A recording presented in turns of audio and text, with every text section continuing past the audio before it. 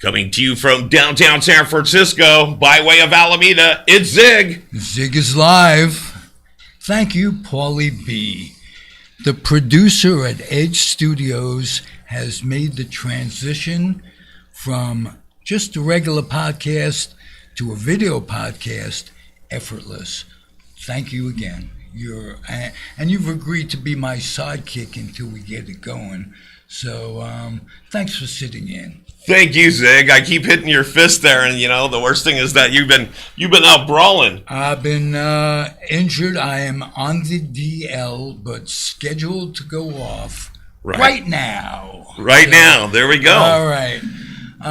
So this is Zig in the Zone. Zig in the Zone. It's basically comfortably zoned radio network, and this is an extension. We're not going to do anything different. We're going to talk about the things that are interesting in the world with interesting people. My first guest is Jerry Feidelberg, who is a Renaissance man, an interesting person. Wow. Jerry, tell us a little bit about yourself, and you are interesting. Well, thank you, Ralph, for having me on your inaugural program. It's a real honor to be your first guest. And let me tell you something about myself. I grew up in Boston, Massachusetts, right in the city of Boston. I was a lifelong Red Sox fan. I got married in 1967, and I moved to California the day after we got married. And I've lived in California for 56 years, 57 years, whatever it is. And I've been in the city of Alameda since 1980, so it's 43 years in the city of Alameda. I owned Alameda Drug for 25 years, and I was very fortunate to have been selected to be on the Oakland A's medical staff back in the 90s. I was with them for 6 years, and I enjoyed every minute of it. And after that, after I retired, I did 18 hours of television for Alameda TV. And when that died out, I hooked on with sports radio service around 2010, and I've been writing for them ever since and doing podcasts with them as well as you, Ralph. Hey, Jerry, you left out one thing. Who was the pharmacist of the year? What was it, 95? Yes, I was pharmacist of the year in 1995. Back in 1993, I along with Fred Mayer from Pharmacist Planning Service is Incorporated, and a public access lawyer, Lynn Carmen, met with the premier antitrust lawyer in the country at one time, Joe Aliotto, and we filed suit against the drug manufacturers for the multi-tiered pricing schedules that ended up costing the American public millions and millions of dollars. And as a result of the action of filing suit against them, there were 70 lawsuits filed against the drug manufacturers. It was rolled into a class action suit, which resulted in the largest private settlement in American history, American antitrust history. In the year 2000, some $725 million was distributed to 40,000 pharmacies across the country. Wow. Tell me a little bit about your relationship with Joe Aliotto, if you would. Well, Joe Aliotto was, when Guy got to meet him, was well known. He had been mayor of San Francisco, and he was a premier antitrust attorney. And Joe was just delightful to work with. We did have to come up with a lot of money. We were able to raise $200,000 to get him on board, and he said he would take the case all the way to the Supreme Court. And traveling with Joe, I had enormous respect for him. I traveled all over the country with him. I can say we were in Boston together, we were in Orlando, Florida, we were in Nashville, Tennessee, we were in Los Angeles many times. I think we were in Las Vegas too. I can't remember, but we did travel because we needed to keep the pharmacists support so that we could get the victory in the court. in the court. The trial was held in Chicago at the federal court in Chicago, and it was kind of interesting. We were having dinner with Joe at the hotel, and Joe, we asked Joe if he was going to come to the hearing. He said no, he had to go. He had to go to Dallas to visit his friend, one of the Hunt brothers, who was trying to corner the market on silver, but that didn't work. But Joe was interesting. He was very, very knowledgeable. He had a plan of attack for us. When we sued the drug manufacturers, he said, we will pick off the weakest one. We will settle with them first, and the money we get from them will fund the rest of the case. And that's what happened. So I have tremendous respect and admiration for Joe. He was a dear friend. Rest his soul. He passed away, 1999? I think it was 98. He was 82. Right. Yeah. No age is too young to go. Yeah. And Jerry and I talk a lot, and one of the things we talk about is aging.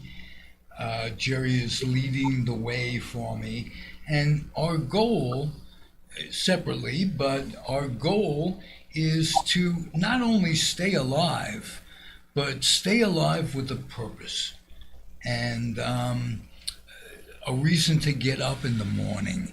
And we're both blessed with brains that just won't quit. And we have tremendous recall.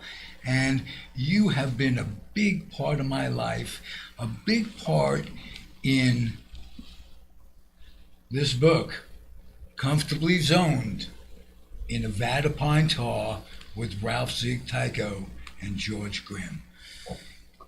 That's yours is The Pharmacist of the Year. Mine is just writing a book that is readable and people like you enjoy. Yeah, it is a terrific book, and it has stories and a lot of anecdotes from a lot of people associated with baseball for many, many, many years, especially the players. I know you had Mark Littell in there. Unfortunately, Mark is no longer with us. Yeah, Mark wrote the foreword. One of the people, along with Peter Golenbach, who wrote the foreword, and Mark passed away within the last year. And, yeah, it's unfortunate. We've been hit as Comfortably Zoned as a network. We've been hit by a lot of things that keep us on the DL, and a lot of people have passed. I want to say that Ron Rabinovich was a charter member of Comfortably Zoned, and we lost him a while back. And it's just part of life. But I want to tell you, mortality sucks any way you look at it. And you're absolutely right. And let's talk a little bit about Ron Rabinowitz, because as a boy, he became a pen pal of Jackie Robinson. And he communicated with Jackie Robinson. He met with Jackie Robinson. And I believe Jackie always ended his letters by saying, always Jackie. And Ron wrote a book about that. And that's in your book too, I believe. And these stories, these anecdotes from writers and baseball people, I believe Fritz Peterson tells his story in your book. Bobby Estelea tells a story about the use of steroids in Major League Baseball. And he believes so. At that time, so many of the players were using steroids. So maybe it's not right to have guys like Barry Bonds and Roger Clemens out of the Hall of Fame, because they were competing against people who were using steroids, and perhaps a couple steroid users are in the Hall now. So it's a good read. I've given the book to several people. They love it. And I hope we can sell a few more copies for you today. Yeah, here. Hold it right up to that camera there. At Amazon. Get it at Amazon. And or you can message me and I'll send you a personal copy. And it's $25. but you'd get a personalized copy, and you'd save all the postage at Amazon. And And if they act today, you'll personally inscribe it for them, won't you? oh, if they act tomorrow, I'll do that. If they act at all, If anybody acts to be or not to be, not wrong kind of acting. I Okay, can't gotcha. even think of the question, but I'm trying. What can I say, Jerry? Let's talk about one of the things that we have covered on countless podcasts, and that is the moving of franchises in baseball. Our beloved A's are all but gone from Oakland. Can you give us an idea of what's going on, whether or not this is actually final, or will we be getting some surprises? Well, as you know, Ralph, we've been following the saga of the A's trying to find a new stadium. And I've told you many times, I won't believe it until shovels are in the ground. And right now, the A's are planning to move to Las Vegas. But as you know, a lot of things can happen along the way that will derail their hopes of moving there. Remember, the A's wanted, and when John Fisher took over this club in 2005, he brought on Lou Wolf, who was a developer in Southern California, and they wanted to move to San Jose. They felt that the San Jose market, because of the tech industry, the population was over 1 million in the city of San Jose, that they would have, they would do a lot better there than in the Oakland Coliseum. But they forgot to get permission from Major League Baseball and the San Francisco Giants, who own territorial rights to San Jose. They forgot to get the permission to move from those people, and that was stymied. Then they went looking in Fremont, and they wanted to build in Fremont, and that never came to pass. They went to the Laney College site, and again, they screwed up on getting that site. And finally, they determined to go to Howard Terminal, which is in the Port of Oakland. They got permission from the Port of Oakland to build a stadium on the estuary. They had to jump through a lot of hoops. They had to get an environmental impact report, and a whole lot of other things. And they wanted the city of Oakland to come up with $480 million to help with the infrastructure for the stadium. And a lot of those things were resolved. But things are going very slowly, and a couple of years ago, the A's decided they were going to go on a second track, and they were going to see if anything was possible to move to Las Vegas. MLB was putting pressure on the A's because the Oakland Coliseum site was deemed unfit for Major League Baseball. They wanted a new state-of-the-art stadium, and if the A's couldn't get it done in Oakland, they could go to Las Vegas. And in April last year, the A's said they had a binding agreement around 49 acres in Las Vegas, and that binding agreement lasted about 2 weeks when they moved over and signed an agreement with the Bally's that will operate the Tropicana Hotel, and they were given 9 acres rent-free to build a stadium, and they got the state of Nevada and Clark County in Las Vegas to come up with $380 million. But right now, as of the moment, there have been no renderings made available what's going to happen to build the stadium. The destruction of the Tropicana Hotel has not occurred yet, so there's a long way to go, and a lot of pitfalls that could happen, and that would derail the construction of the new stadium there. Jerry, is there anything that Major League Baseball is doing to be a go-between between the A's and Las Vegas? Are they greasing the path a little bit? No, I don't think so. I think that the A's are going to have to fund the stadium privately. One of the problems that they're maybe encountering excuse me, is that the John Fisher may not have all the money lined up, and the the money might be quite costly because of the higher interest rates that are occurring. Had they built a stadium a couple of years ago, interest rates were between 2 and 3%. Now some of the interest rates may be 6, 7, or 8%, and that will add to the cost. And they're estimating the stadium to be $1.5 billion. It'll probably cost $2 billion before it's done. And they haven't shown anyone how they're going to finance this yet. So until the A's can do it, who knows what's going to happen with them. And of course, they only have 1 year left on the Oakland A's lease at the Coliseum, and they have no idea where they're going to be playing in 25, 26, 27, because the stadium won't be ready at the earliest until 2028.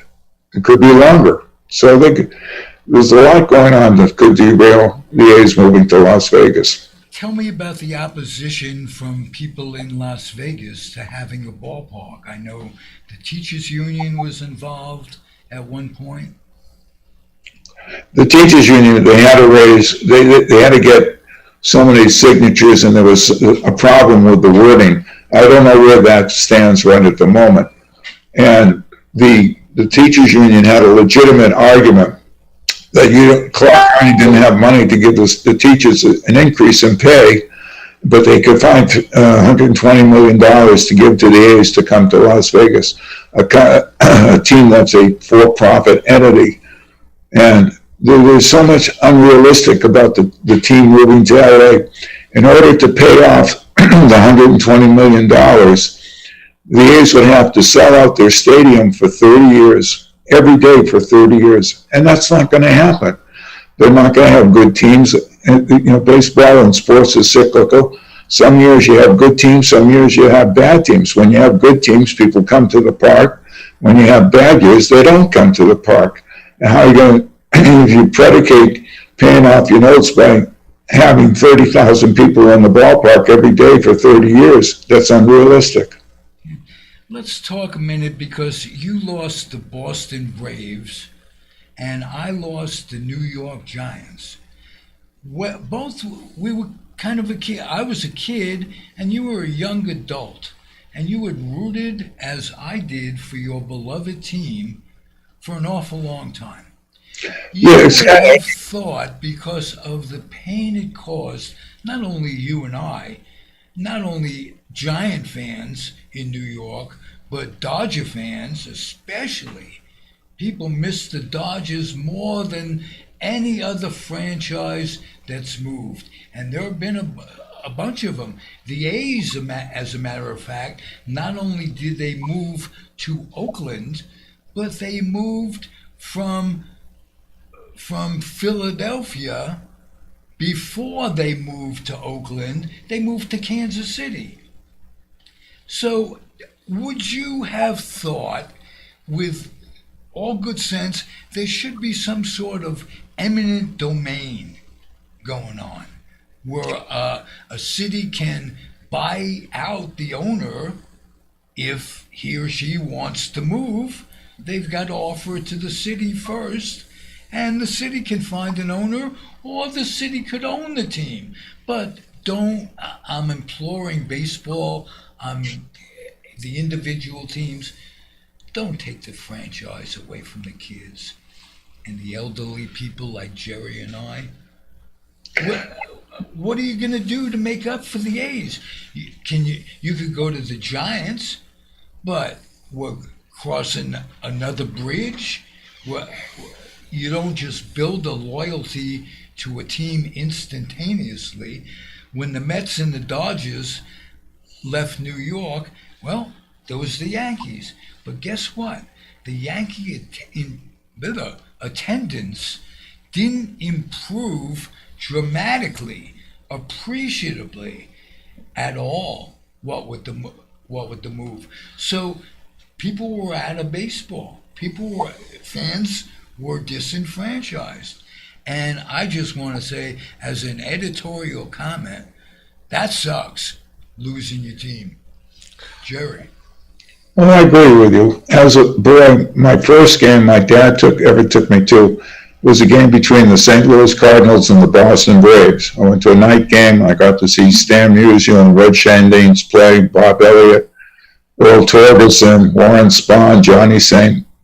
And the Braves, for me, getting to the Braves game, it was a lot easier than going to a Red Sox game. Although I like both teams, the two parks were only a mile apart in Boston, and to get there was essentially for me, I had to take the train into Park Street in Boston, then either catch one of the streetcars that went down Commonwealth Avenue to Kenmore Square. If I were going to the Red Sox game, I'd get off at Kenmore Square, and if I went to the Braves, I'd run a little further up Commonwealth Avenue and left you right off in front of the ballpark. And in those days, it was safe for a kid to go to a ball game. It was no problem. And for the Braves, you have to understand, even though they were in Boston first, the Braves were the second team in Boston. The people loved the Red Sox. And after the war with Ted Williams and Johnny Pesky and Don DiMaggio, Bobby Doerr, the Red Sox were selling out virtually every game back in those days. And the Braves wouldn't sell out. It was easy to get a ticket. As a kid, I could sit in the grandstand, I think for a buck and a half, had beautiful seats at Braves Field. And of course, after the game, the streetcar would take me to Park Street, and I'd take the train home. So it wasn't difficult. And of course, the Braves, as a young boy, the Braves had all their games on TV, and I would watch the games as often as I could. And I had the good fortune of, in 1948, my cousins came up from Hartford, and they took me to the ball game. And I didn't know the Braves were playing the Giants, and I didn't know that if the Braves won that day, they would have clinched the pennant. We weren't crowded, we weren't sold out in those days. And in the first inning, Bob Elliott hit a 3-run home run, and Johnny Saint pitched it that day, and the Braves beat the Giants 3-2 to win the pennant. But in 1952, the Braves' attendance had fallen to 281,000 for 77 dates in Boston, which is slightly over 3,000 people a game.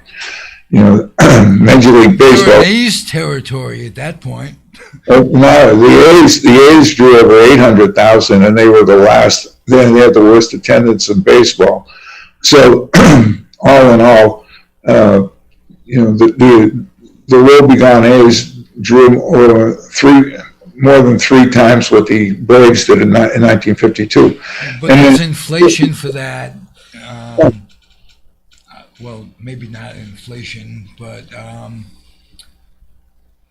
I would attribute the A's misfortune a lot to the county and the city of Oakland. Yeah, I was going to piggyback on what you guys were saying earlier about eminent domain. Part of what's going on, I mean, it's just right across the bridge from us, right, Zig? It's over in your county. It's over in Alameda County. It's home. And it's been home for us for a lot of years. And like you said, you're not only stealing a child's dream and heroes and misplacing them, but when you look at, we're currently in downtown San Francisco proper. There's lots of stuff going on across our country. We don't have enough time to unpack the whole thing, but our city's in danger here in San Francisco. Same thing across the bridge. Our neighbors across the bridge, their current mayor is about to be ousted or recalled because they've missed multiple financial gains and dollars for their city to revitalize. They just missed a deadline for retail businesses in Oakland. They just missed, well, look, we're talking about sports. They just lost the Raiders to Vegas. Now we're ready to lose the A's too. And don't forget, they lost the Warriors to San Francisco. Right. And so within the last decade, Oakland has lost 3 times. The Raiders, they've lost 3 times to LA twice or whatever, right? And so why is it the people of Oakland are paying for the negligence of their mayor, of their faulty system over there? Shouldn't there be some sort of safeguards in place to keep some of these grassroots things like sports teams? It shouldn't be about profit. It should be about community and bringing people together. And in this case, we're talking about our national pastime. I know, but I mean, what do you just stop selling hot dogs too? What's going day on? and age, profits are everything. Well, I know that, but it shouldn't. We have to kind of take back a little bit and say, you know what? Not everything is about money. It's about our children, our future, our city. Right. That's what the teachers union in Las Vegas is talking about, ironically. Right. Ralph, if I may interject, there is one town that owns their franchise. It's the Green Bay Packers. The city of Green Bay owns the Packers, and they've done quite well in an ownership role. So that's one city where it's quite successful. So it can be done. It can be. They should be a role model. They should. But you have 4 major sports, 4 commissioners, too. So that's not going to come easy. Hey, let's change the pace a little bit. Jerry, you and I have both lived separately in Alameda for some 30-odd years. We both have come from cities on the East Coast, and we both lived in cities on the West Coast before coming to Alameda.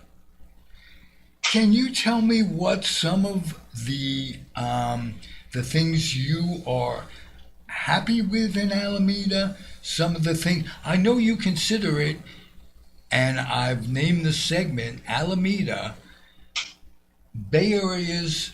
I can't even think of the segment name, but basically, Alameda is the Bay Area's most well-kept secret. Yeah, it's a nice place to live. When there's no freeway through Alameda, so if you want to come to Alameda, you have to either live here, work here, or have some interest to come into the city. We're surrounded by water to the west. We're surrounded by water to the north. We are on an actual island, and it's quite nice. There's the population of Alameda has been stable for a number of many years, and the only development that's going on right now is at the old Naval Air Station, and they're putting in some housing, which is needed. So, and there's only 4 ways in and out of Alameda. There's the tube from Oakland into to the west end of the city. You have the Park Street Bridge, the Football Bridge, and then you have you can go take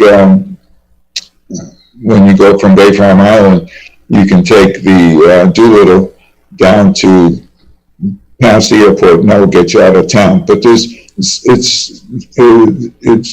just limited access.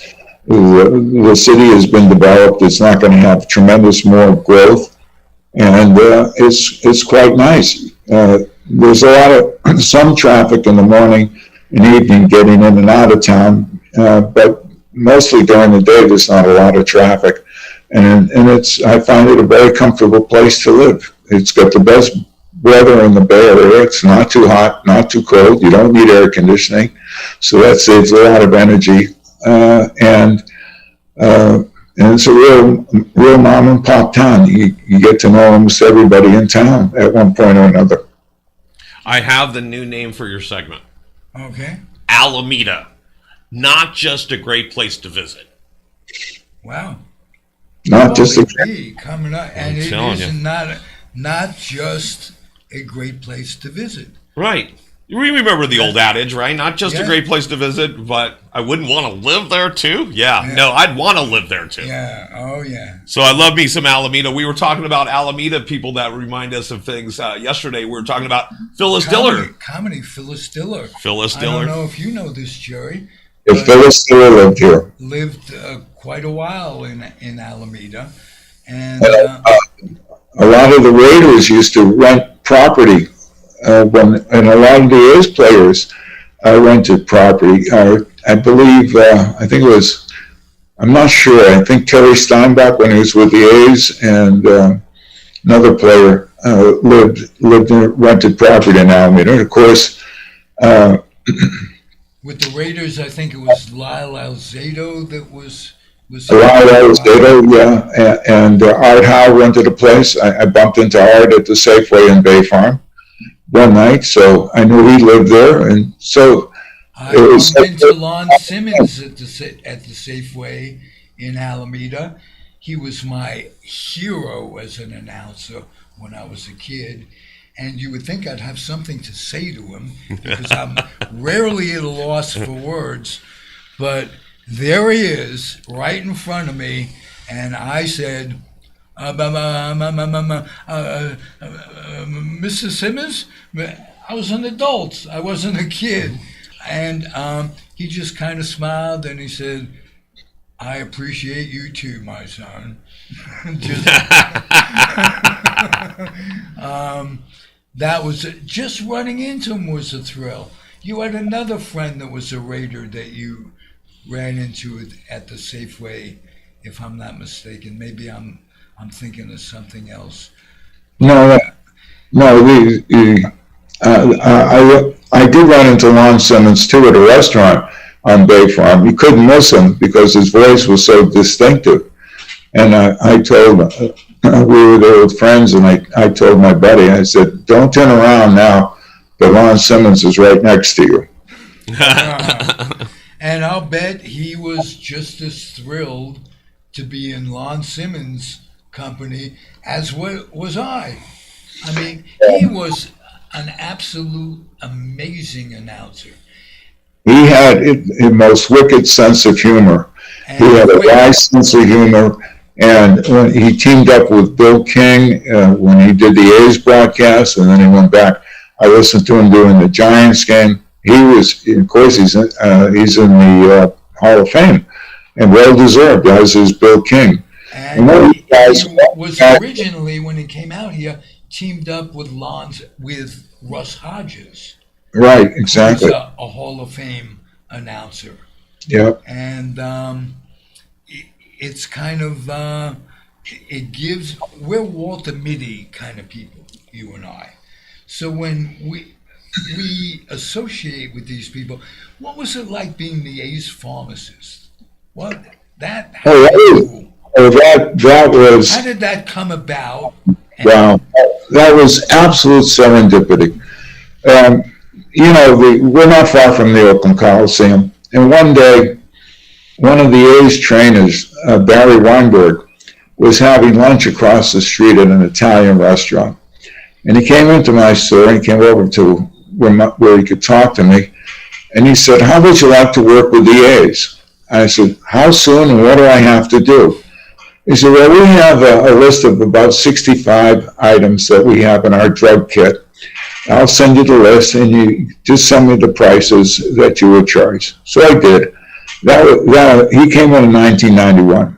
I didn't hear from him in 1992, but just before spring training, I think in February of 1993, we said, "We'd like you to come on board."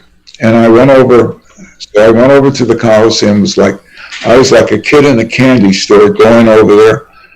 I met with the team physician. I met with the both trainers, Larry Davis at the time and Barry Weinberg. And I had full run of the Coliseum. I could be in the trainer's room. The only time I had to, trainer's room and the clubhouse, the only time I had to step aside is when the doctors were discussing the players, the injuries that the players had. And I got to meet so many players Ricky Henderson, Mark McGuire, Jason Giambi, Terry Steinbach, Mike Bordick. The list goes on and on. A couple of my favorite players was a guy by the name of Mike Fetters, who was a relief pitcher. And Mike would say, he would always, if he came up, he may not know your name, he would come and say, hi Doc, how you doing? I said, I'm doing fine, how about you? He said, well, I had a tough night last night. But he was very honest about it, if he had a bad night. And he said, when I go out there, I am invincible. Nobody's going to beat me. But if you do, you do. And then I forget about it and go out and think the same thing the next night. Another player who that I liked, he was with the A's for just 1 year, was Torey Lovullo. And Torey, as you know, is the manager of the Diamondbacks, and he took his team to the World Series this year. And he's a good guy. He's one of the few people. When I met him, he said, "Hi, my name is Torey Lovullo. What's your name?" He wanted to know who I was. Which a lot of times when you're in the clubhouse, players got their game face on and they won't talk to you. But I was fortunate to go in. And what I tried not to do is go into the clubhouse after a loss because the players are down, they had a bad day, whatever. And another time, the A's were playing, another thing that happened, I was down in the clubhouse, the A's had a twilight doubleheader. And they were playing the Yankees. And one of the relievers got lit up in the first game. The Yankees pounded the crap out of him. And I was down in the locker room, and he came in and he started throwing things around. And Steve Bucinich, who was the clubhouse manager, he said, "I think you better leave. This is not very pretty." So I did. I left the clubhouse. But I had a chance to talk to Ricky Henderson quite a bit. And I have a funny story. Ricky was on the trainer's table getting a massage and getting ready for the game. And I said to him, if I owned the ball club, or if I were running the ball club, I would build my club around you. And Ricky said, I agree with you. Of course, what he's going to say. Ricky liked Ricky. Oh, yeah. Another incident happened in 1994 when the O.J. Simpson murdered two people. I was down in the clubhouse, and I was sitting at a table in the clubhouse with Ricky and with Dennis Eckersley, with Eck. And the three of us discussed the whole case. And we discussed it for about an hour before I went home. My wife wanted to know where the hell I was. I said, I just chatting with a couple guys. So that was interesting. But so those are some experiences. I got to talk to McGuire. Sometimes he'd be in a good mood. Sometimes he wasn't, but he was a good teammate. He was into the game.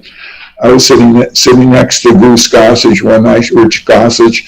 We were sitting in the training room, and we were watching the game, and Rich was into the game. He was very supportive of his teammates. And what more can you ask from a player? Some of the players will talk to you. Some of them have their game face on. But we're there, the medical staff is there to make sure that they can go out in the field and play baseball. And that's your job, to prepare them to do so. And if you just keep it simple, like anything else, it worked for you. How long did it work for you? 9 years or 7 years? 6 seasons. Okay. And not only that, we had visiting players and visiting officials come. And one night, I think the guy was with Seattle. One guy had a migraine headache, so we had to get him his medication for that.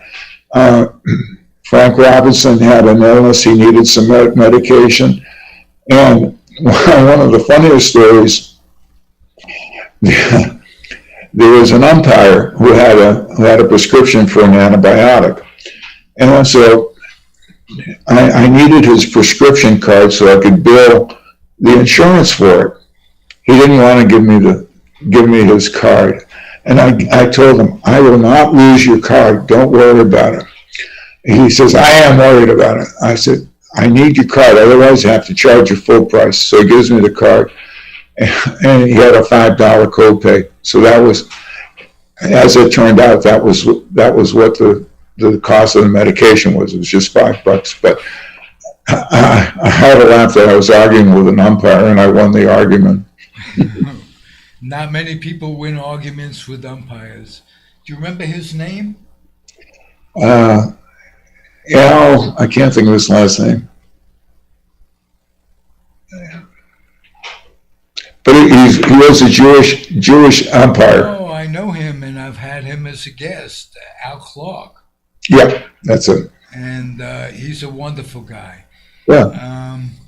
Interesting, but he's the kind of guy that would want to know his card is coming back. So I just put myself in the middle of your conversation, and that was a typical Al Clark conversation. Jerry, what would you do differently in life if you had it to do all over again? Well, that's a good question. I usually I don't look back, coulda, woulda, shoulda. Things, I did things at the time. With my experience in the lawsuit against the drug manufacturers, maybe I should have gone to law school. I don't know. Can't do anything about it now, but that would have been okay. Okay. In addition, you could have done it in addition to what you did. So, not taking anything away from the way you've gone around the track. You've done it with dignity and with honesty, and you've elicited respect from your peers, and you're a delight on Comfortably Zoned. We talk about all different kind of things. Tell us about the political discussions we've had with Diabaez. Well, Matthew is a very articulate person who is a liberal. We'll make no bones about that. And he feels that the guy that was in office from 2017 to January 2021 is unfit for office and should not be running for office again. And a lot of people, me included, feel that way. Me included. Paulie D included. Absolutely. I'll sign on to that one. I'll sign off on that one. The only thing, one of the things that bothered me is that 74 million people voted for him in the last election. And of course, 81 million people voted for Joe Biden. And what's really bothering me is that a lot of people are saying Joe Biden's too old for the job. Well, I disagree with them. If his mind is sound, he has wisdom, he's been there, he knows what to do. And, the economy is doing better. And what else can I say? He deserves another term if he's willing to put up with the rigors of being the president. And he'll be 86 if he gets reelected and finishes his term. But as a person that's in his 80s, my mind is still working pretty well, and I would. You're ever so right about that, Jerry. On all different levels. Well, why would I say Joe Biden wouldn't be fit to run for office because of his age? He's perfectly capable of doing it. He knows what he can do. And the other guy, I have nothing but contempt for. Well, and you guys heard over the last 24 hours, he won Iowa. And so he's lamented as the forerunner for the Republicans. And here's the thing. This is where my 2 cents comes in. Biden, is he too old? You know what? He came out of retirement, kind of, to cover our butt because they're saying he's too old. Well, and he's unfit because he's too old. These other contenders in his party are unfit because of their values, because of what they're doing. And it's not just Democrats; it's Republicans across the board. I'll let anybody step up. You don't have to run it with your money or your mind. You got to run it with your heart. These are people. This is a country. We're not just, don't rubber stamp us and move us on. It's kind of like the last subject with the game, with moving to Vegas. There has to be something more than money. It can't be just driven by profit. If we are that country, I think we're going to lose out on a lot of really good things. We always worry about the kids that are, becoming adults and have to run this country, who we're leaving this world to. We're kind of leaving them a mess. Oh, yeah. I do my part. I bring my bags to the supermarket. I separate my trash. I go and vote. Why? Because then I can complain when the wrong guy gets into office. So, everybody's got to step up and do their part. And people are like, well, my vote doesn't count. If everybody says that, you're right. Nobody votes count. Can you imagine, you're talking about what this country has become, can you imagine, Jerry and Paulie, if this cretin, Trump, and he is, he caused many deaths during the COVID, to say nothing about the rest of what he's done. He's currently under trial today. He's in trial because of a sex thing. Right. It's like, really? And you won Iowa yesterday? And people still vote for him? Yes. That's incredible. Can you, either of you, imagine this country being run again by someone who's in prison? Because there's no provision in the Constitution that says that a person can't run the country from prison. It doesn't, being in prison doesn't automatically eliminate you. Only in Colorado. So here's my answer to that. My answer is there's only one positive thing that can come from this. If he's in prison, he'll have to wear an ankle bracelet. He will not be able to leave the White House. He will have to stay there and work. He can't go on half of his presidency to go golfing or go schmoozing with whoever. He'll actually have to stay there and work. But will he work for us? No. There might be an adjective office in prison for... Oh, that, like bars? Yeah. Yeah, he's doing presidential, speeches from behind bars. Hi, I'm your president. Let me out. Well, Well, you got to remember that 51% of the Republican voters in Iowa voted for Trump. Right. But 49% voted for someone else. Half the people voted for someone else. So, yes, he's going to win the nomination, and who knows if the Supreme Court will overturn what happened in Colorado and Maine. But we'll see what happens. And I would like to think that he's not going to gain any more voters. I would just hope that the 81 million people who voted for Biden would do so again. The other thing that really is strange in the United States, and it's happened 3 or 4 times, is that the person who comes in second wins the election. It happened with Hillary Clinton. She had 3 million more votes than Trump, and Biden had 7 million more, I think he had. But there would be at least a third time, because then we go back to the hanging Chad in Florida for one of the Bushes, right? And so, absolutely, and Gore conceding. So, yeah, we don't need another January 6th. We don't need more division in our country, believe it or not. We need some unification. So, what is going to bring us together as a country? Well, it's not going to. I'll ask you both. Go ahead. Well, Jerry first. What do you foresee bringing us together as a country?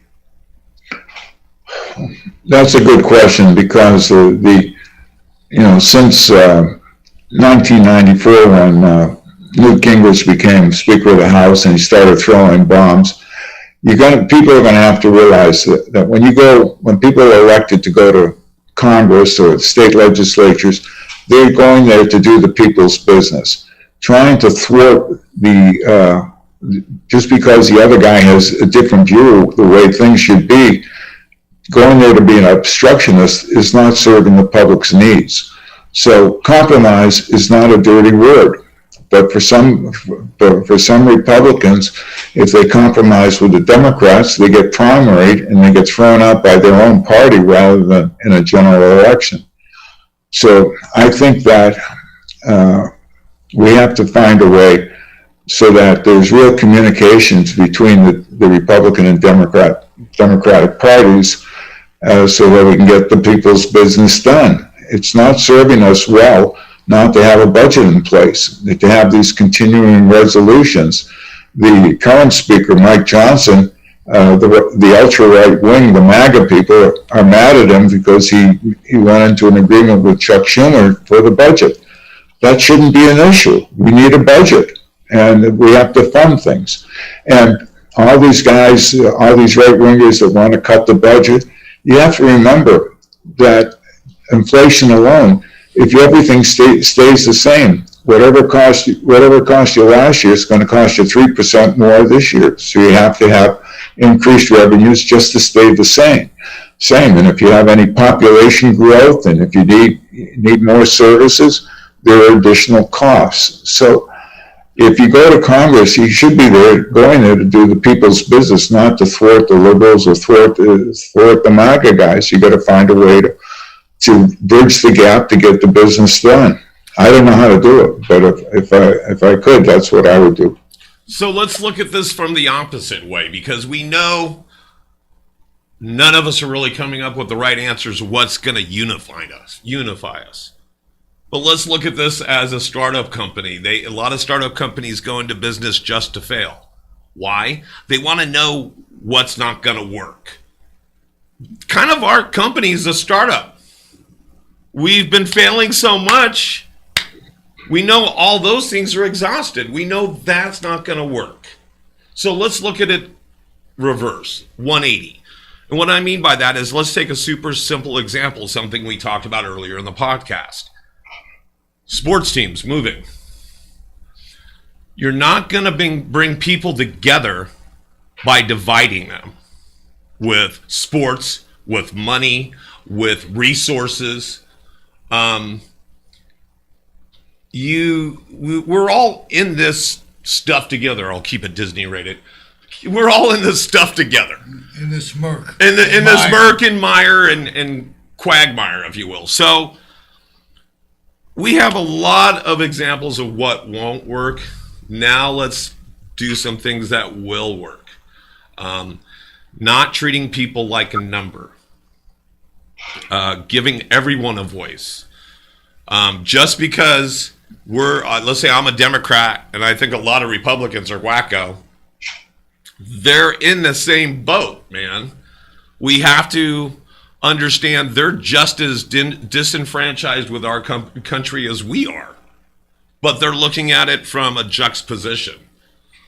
So I think that's what we need to do, is we need to stop tearing down these institutions such as sports and stuff like that. I think we need to start looking at people as not a number. And again, going back to the age thing, these are the only guys in the race that are actually given a hoot. I hate to say it, Trump really wants to be president. Biden doesn't want to be, but he doesn't want Trump to be president. So he's doing us a service. He's enlisted on the front lines of our country just to CYA. So I don't know. Start looking at your fellow countrymen as human beings. Yeah. Start realizing that they're just as stressed as you are, but just from a different POV. Yeah, we talked about this yesterday. Right. You've got empathy. I do. I have empathy. You can have sympathy. It's not enough. Right. Rob, I'd like you to think about this for a second. You were in the military, and I was in the military. Now, we've sent troops to Iraq, and we've sent boys to Kuwait. The Gulf War. We had the Vietnam War, Korean War, World War II. But you and I are both in the Army. And when you're in the military and you're out in the field and people are shooting at you, they don't really give a damn whether you're a Democrat or a Republican. You're just an American and they want to kill you. So you have to remember, if we pull together, it doesn't matter if you're a Democrat or Republican. If you have common goals, we should set those goals and work together. Because in the military, you think a guy's not gonna keep you safe. He's not going to be your buddy to keep you alive because you're a Democrat or Republican. No, you're an American, and you have to remember that people want to kill Americans in war. And I don't know. It's just a thought. Hey, I want to segue a little bit. Speaking of killing Americans, how many Arabs want to drive Israel into the sea? And what is going to be the resolve of this horrific situation where Jews are being accused of genocide, and some can say rightly so, although the Arabs attacked the Israelis first in this instance.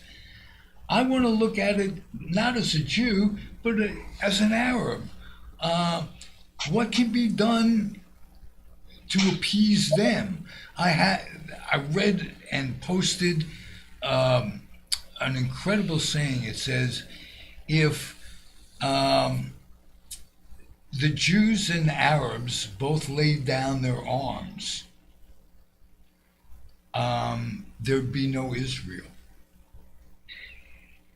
I agree with that. And the situation, where 12 or 1,400 people were kidnapped and murdered and hostages taken by Hamas, and Israel's response, a lot of people are questioning Israel's response. Was it too severe? And, there's been... As a Zionist, I say, too severe? It was a response. Well, 24,000 Arabs have been killed. And part of the problem is that Hamas would use, they would hide in public places where there'd be children, or schools or hospitals. And when the Israelis were trying to root out Hamas, in the response, there was collateral damage. And, they're still trying to root out the leaders of Hamas. And the problem in Gaza, who's going to run Gaza? The people in Gaza elected Hamas to do it, and Hamas will never negotiate with Israel. They just want to drive Israel into the sea. There are other countries that have looked at the problem realistically, like Egypt, Jordan, and the United Arab Emirates, Dubai, and Abu Dhabi. They made agreements with Israel, and Israel was negotiating with Saudi Arabia to normalize things.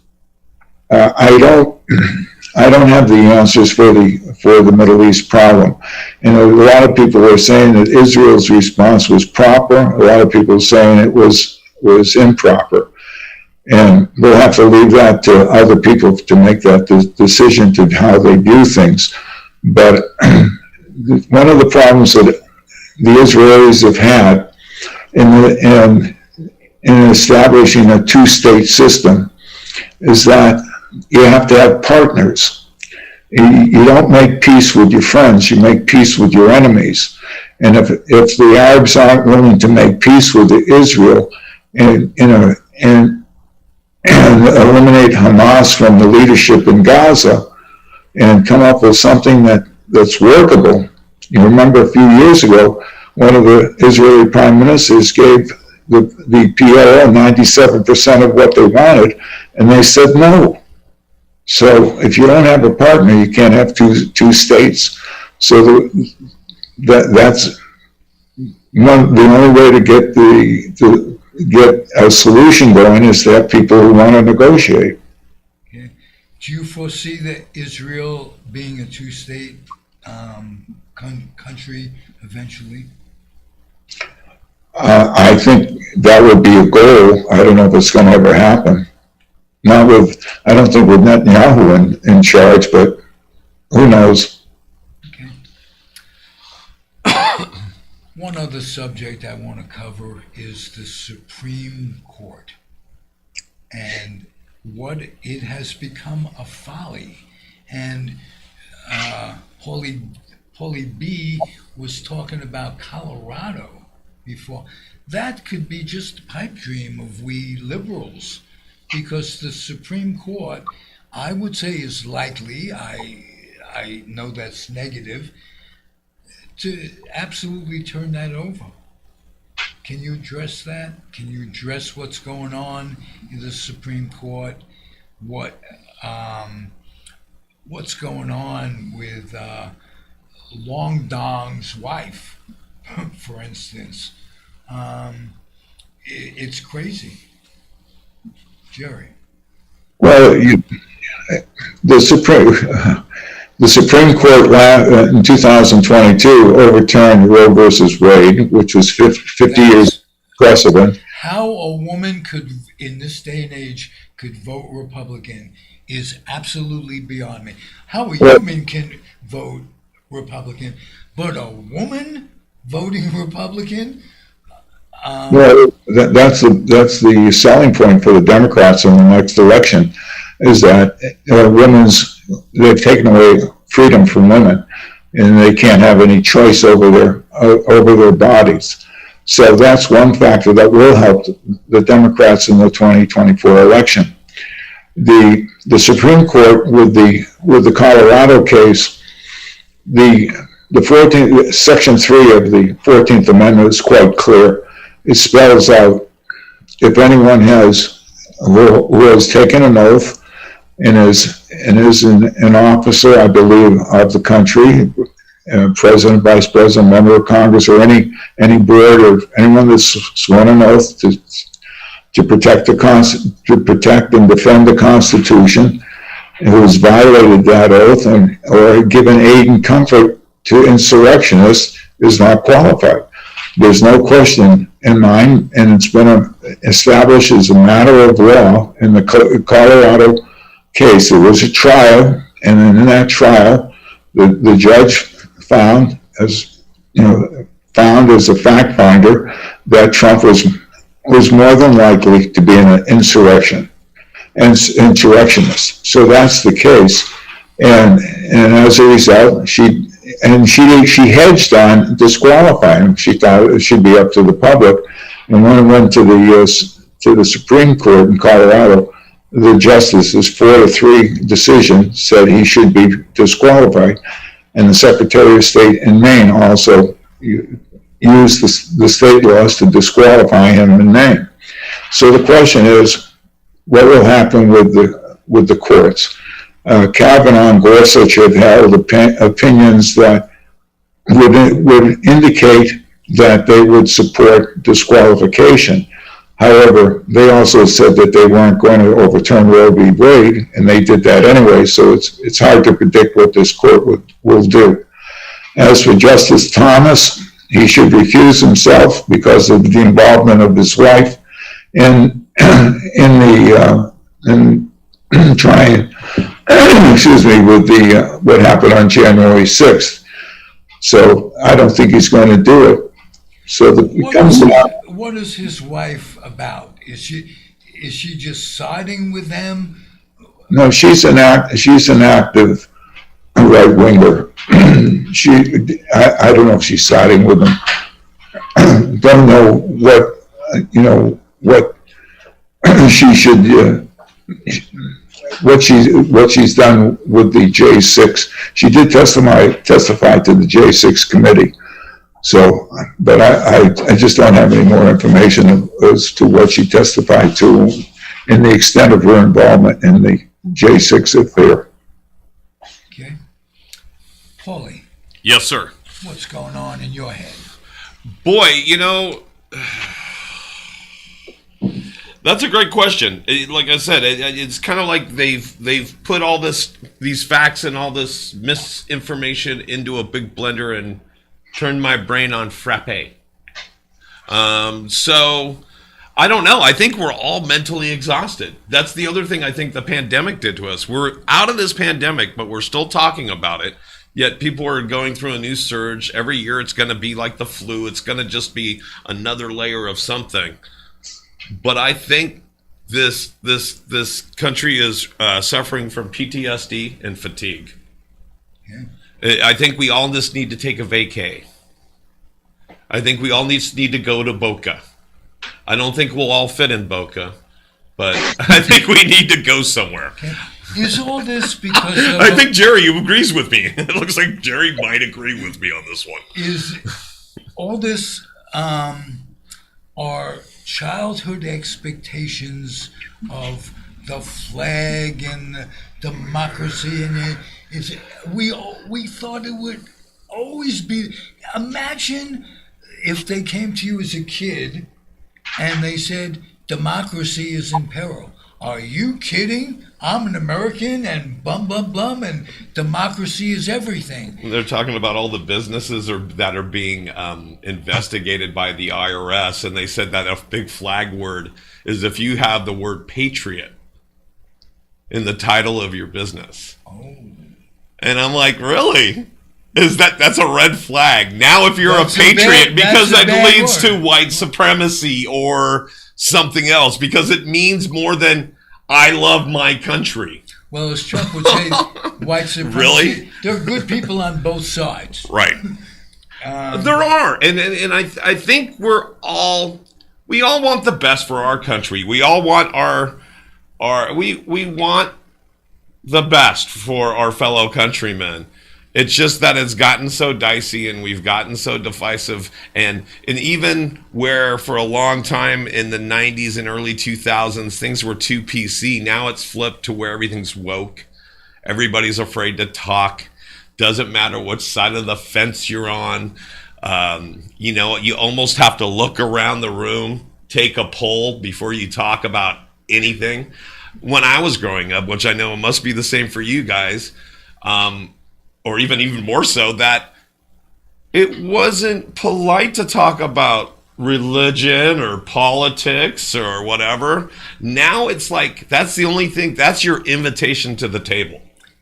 Well, but you better be PC about it or woke about it, or you're going to be canceled. And I'm a writer and stand-up comedian.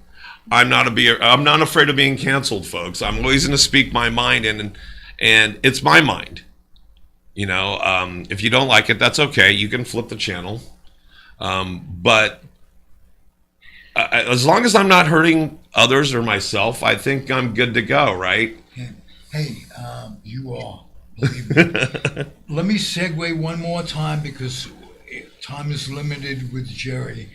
Can you bring us up to date on what's going on with your beloved Warriors? And we'll make this a sports show in some way, as well as a great political commentary. This has been terrific. What a way for me to break in the show than to have Jerry and you, Paulie. It's been great. But let's end it on a high note. At least it may not be a high note for the Warriors, but it's a high note for those who want to talk a little sports rather than the politics. We'll come full circle back at sports. Right, exactly. There you go. I'm doing that full circle, Jerry boy. Well, the Warriors are not having a good year. Currently, they've won 18 and lost 22. They're 4 games under 500. 3 of their 4 losses have been awful. They got blown out by the Pelicans and they got blown out by the Raptors at home. They did win in Chicago. And yesterday they played a Memphis Grizzly team that had 3 starters or 3 key players on injured reserve, and their big star John Morant is out for the year, and it was a close game until the fourth quarter, and then the Grizzlies took it to the Warriors. The Warriors had no defense. In the game last night, the Grizzlies made 20 three-point shots. They went to the foul line. I think they had 20 more free throws than the A's did. Not the A's, the Warriors. The Warriors turned the ball over that gave the Grizzlies, I don't know how many points off turnovers, 20 or 25 points. So they failed in executing during the whole game. They scored more field goals than the Grizzlies, but they lost the game, and that shouldn't happen.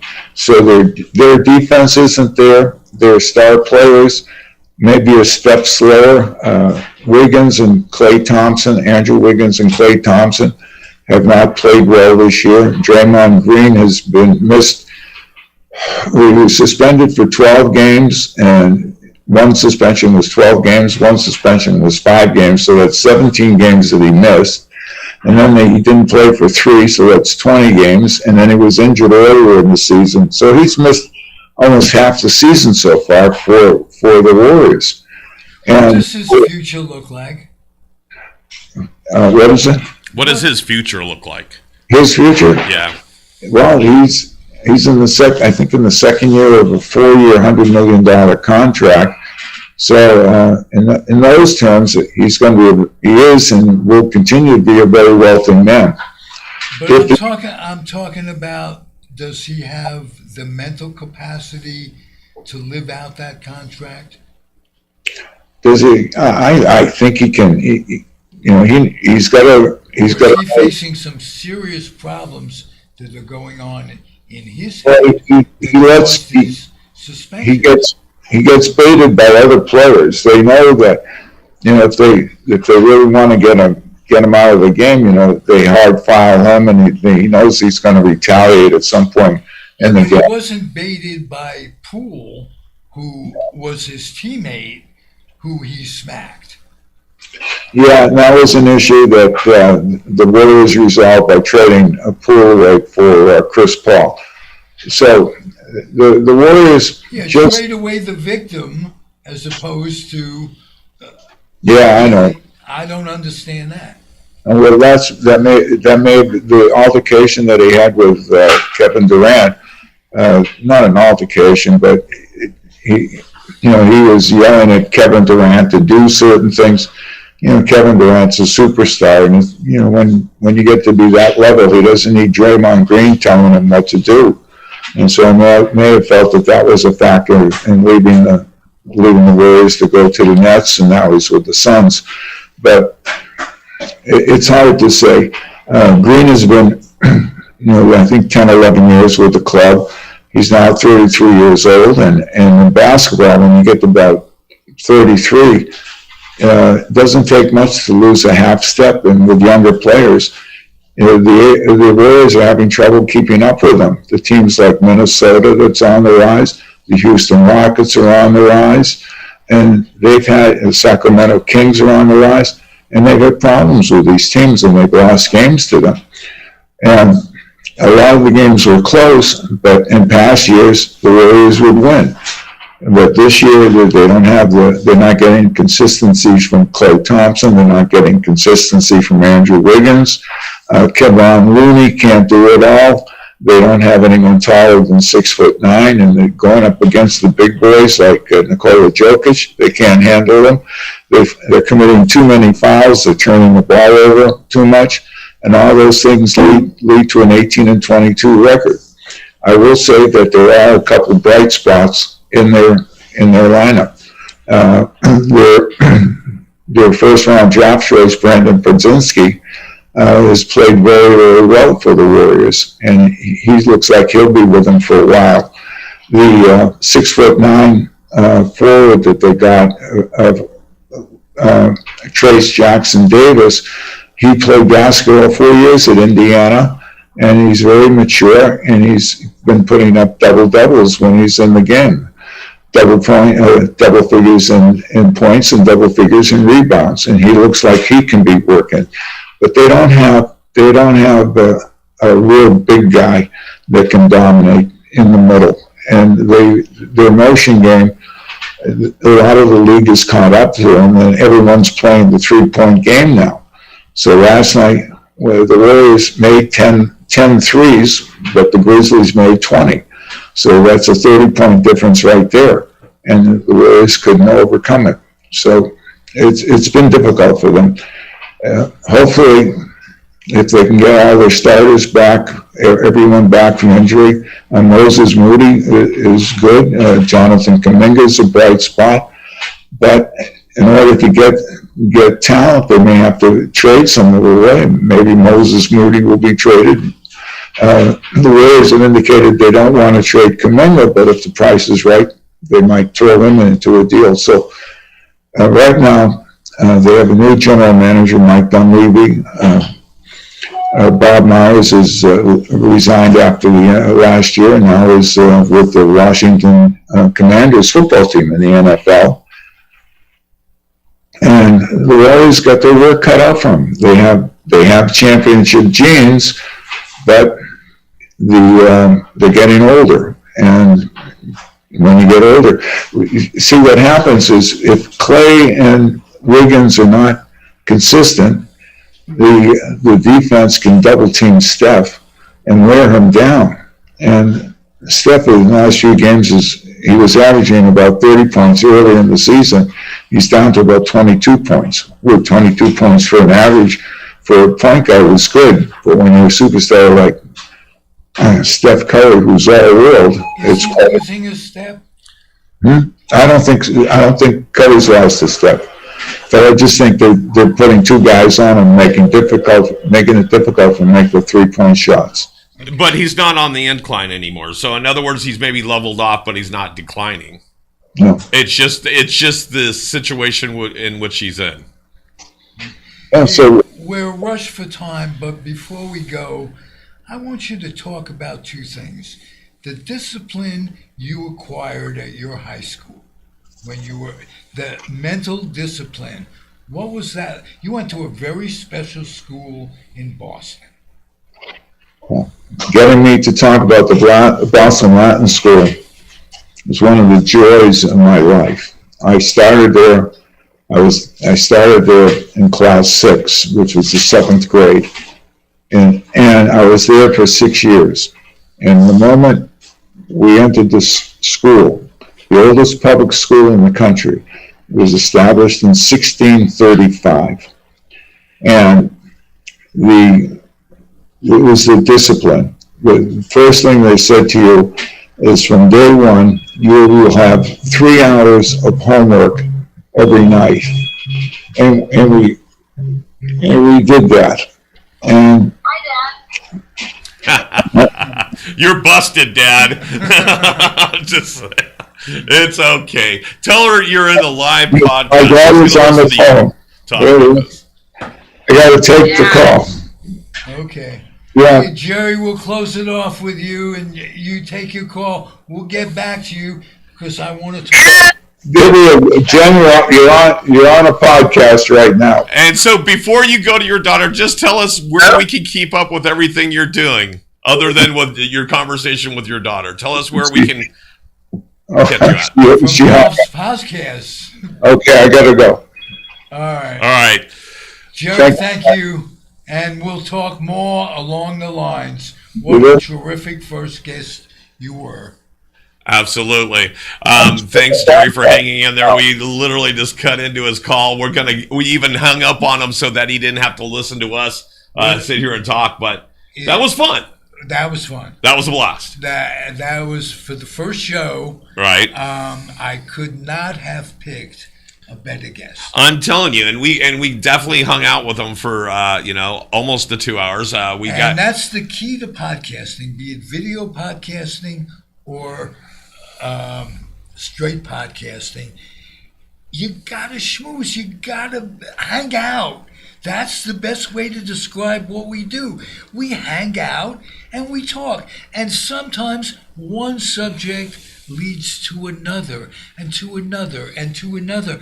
And before you know it, the podcast is over. That's right. We've been in the zone. We've been in the zone now. Zig in the Zone is joined by Paulie in the Zone and Jerry Feidelberg in the Zone. So let's talk for a few minutes because we've got some time to burn. Okay. And I don't mean time to burn. You know what I mean. Oh, I know. But we could always make time for burn. Tell me a little bit here. I'm gonna turn the tables on you. Comfortably zoned in a vat o' pine tar. What encouraged you to do this book? Well, what encouraged me was my Topps experience. Okay. I was the Topps baseball card rep Sorry, folks. for 12, 13 years in the 80s and 90s. The book is, although specific experiences, except for one, isn't really covered in the book, it gave me the idea that I could make, because I'd schmooze with them. I'd go into clubhouses that were run by former major league players, Right. who oftentimes were my boyhood heroes, and oftentimes my age and older. So I wasn't just talking to the kids Right. who were signed. I was talking to the players, and I was in essence doing interviews. I could remember Chuck Estrada.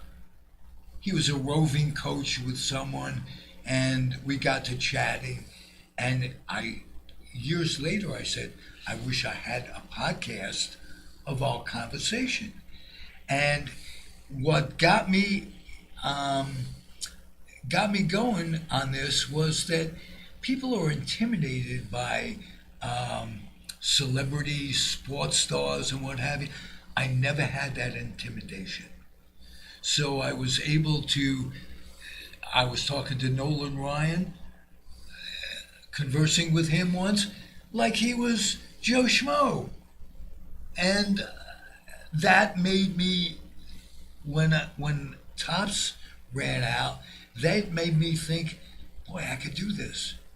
I could do it. I didn't imagine what it was specifically, and in those days there wasn't podcasts. So I basically went to Cal State Hayward and put on a show for them. And next time, if you tune in, I'll show you some clips of me and my then 5-year-old kid, who I was the house dad for. It was the major thing in my life. And that's Phil. And that's Philip. Right. And we'll show clips next time. We'll run out of time. I know, but we want to tell these guys in the interim, you're going to be here every Tuesday from 11 to 1 Pacific Standard Time. If you'll have me. Oh, well, you'll be had. You'll be had. I know. I've been had before. Now, where do we get our copy of this book of yours? Of this? Well, we'll start out with the simple thing. You could either get it from Amazon and they will send it to you promptly. They'll charge you a fee or whatever, or you could, for sending it, or you could get it from messaging me on Facebook. Become my friend. Anybody listening out there, become my friend. How do we become your friend on Facebook? What is your name on Facebook? Ralph Tycho, Tyko. Just like it says down there on the screen. We'll put that for you guys. You tell me you want a book, and I'll get one that's personalized in your hand. It'll be there within the week, and you'll enjoy the book. Anybody who's read it, Peter Golenbach, a great author, and wrote the foreword, said, quite frankly, this is a brilliant book. Well, there you go. Hey, and others, Jay Horowitz, public relations guy with the Mets, said this is a great book, and countless others. And I'll take their word for it. Who am I to spit against the wind? All right, guys. I hope you've enjoyed this debut show of Zig in the Zone. Zig, thanks for having me along for the ride, dude. I really appreciate you. Thanks for making all this possible. And if you guys get that chance, get that Comfortably Zone book. What were you going to say? I cut you off, my brother. I said, thanks for making it all possible. Not a problem. The Edge Studios are absolutely first class. Thank you, Paulie. And I'm so glad that you're here and along and part of our family here at Edge Studios Online. Check out everything we do here at Edge Studios at edgestudiosonline.com. We're on Facebook, Twitter, YouTube, all that Subscribe to stuff. Comfortably Zoned Oh, yeah. on YouTube, and you'll be able to get archived. I've archived every interview I've ever done. I have 3,000 offerings over 10 years, which is an offering a day. And how do they're all comfortably zoned on YouTube. Right there. There's the little subscribe button right below us. Hit that button and check it out, and you'll subscribe to it. We'll see you next Tuesday. Next Tuesday it is. We have a date. All right. Until then, until next time. You're the only guy I date. There you go.